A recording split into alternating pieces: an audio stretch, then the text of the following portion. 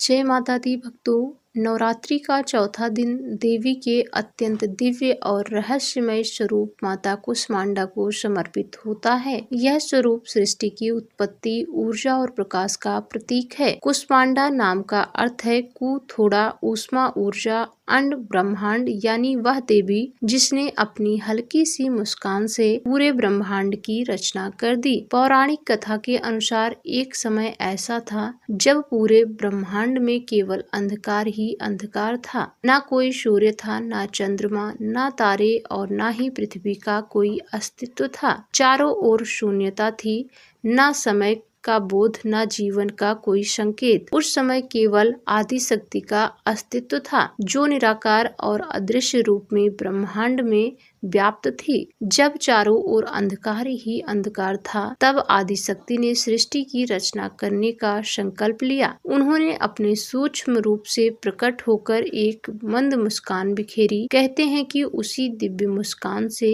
ब्रह्मांड का निर्माण हुआ। सबसे पहले प्रकाश उत्पन्न हुआ, फिर आकाश बना, उसके बाद वायु, अग्नि और जल की रचना हुई। अंत में पृथ्वी और समस्त जीव जंतु अस्तित्व में आए। इसी कारण देवी को कुष्मांडा कहा गया, जो छोटी सी ऊर्जा से पूरे ब्रह्मांड का सृजन करने वाली है। कथा के अनुसार सृष्टि की रचना के बाद माता कुष्मांडा ने सूर्य के केंद्र में अपना निवास बनाया। यह स्थान अत्यंत तेज और ऊर्जा से भरा हुआ है, जहाँ किसी भी देवता का रहना संभव नहीं, लेकिन माता अपनी दिव्य शक्ति से वहाँ विराजमान रहती हैं। सूर्य देव से निकलने वाली रोशनी और ऊर्जा को देवी की ही शक्ति माना जाता है। यही कारण है कि माता कुष्मांडा को ऊर्जा और स्वास्थ्य की देवी भी कहा जाता है। माता कुष्मांडा अष्टभुजा धारण करती हैं, यानी उनके 8 हाथ होते हैं। उनके प्रत्येक हाथ में अलग अलग दिव्य अस्त्र हैं। कमंडल,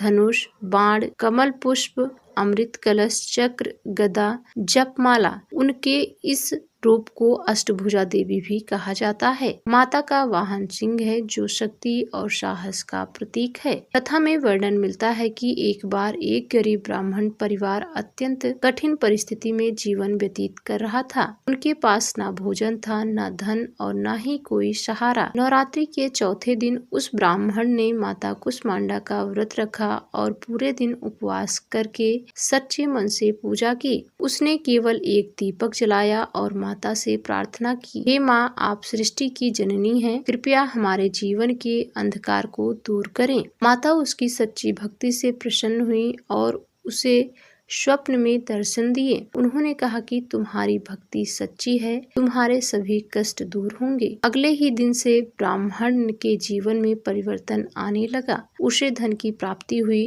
घर में अन्य धन की कमी दूर हो गई, परिवार में सुख शांति स्थापित हो गई। इस प्रकार माता कुष्मांडा अपने भक्तों की सच्ची भक्ति से प्रसन्न होकर उन्हें सुख समृद्धि प्रदान करती हैं।